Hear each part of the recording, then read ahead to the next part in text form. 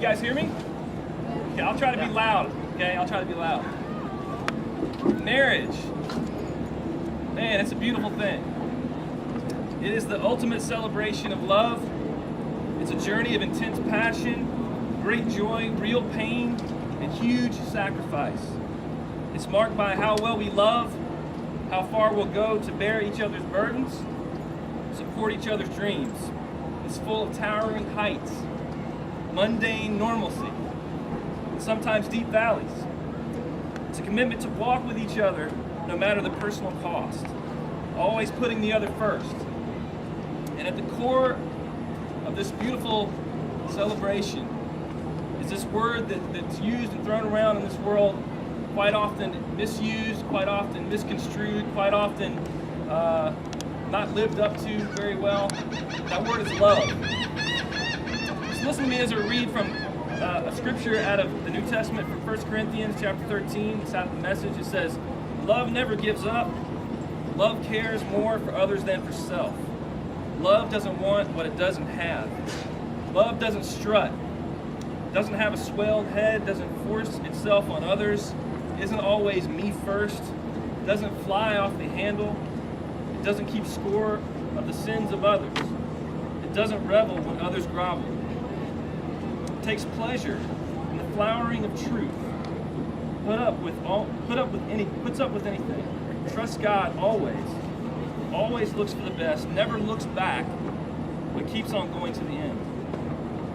See, marriage was intended to be marked by love, by self-sacrifice, by putting yourself last in a relationship. And often we hear we've got to put ourselves first all the time, but when you come together as a couple, you bring the good and the bad of yourself. You bring the good and the bad of your life. And so the scriptures teach very clearly that the most important thing to do is to serve the other. And by serving the other, and the other serving you, there's a mutual sacrifice that takes place. And through that sacrifice, there's a bonding, and there's a purpose, and there's a meaning that goes far deeper than an emotion or a feeling. So today, we just celebrate with Thomas. We celebrate with Nell as they come together to love each other, to bear each other's burdens, to put each other last, not always put each other first, to just put up with everything in order to stay true to each other. It's beautiful.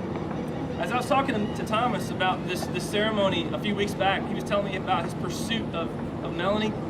And man, this guy sets the bar really high. So guys, if you're here today and you're thinking about proposing, you might want to get some cotton for your girlfriend's earrings, for her ears, because his pursuit of her was amazing. The way that he proposed, the way that he went about setting up the proposal, he surprised her completely, got her time off work. She didn't know it. He swept her off her feet and took her up to New York City. He met with and talked to a guy that was driving a carriage, planned the spot where he would propose, and he had a ring that he worked really hard to purchase, and he put it on her finger. I mean, he went to great lengths to just express his love to Melanie, didn't he? Yeah. She was impressed. She said yes.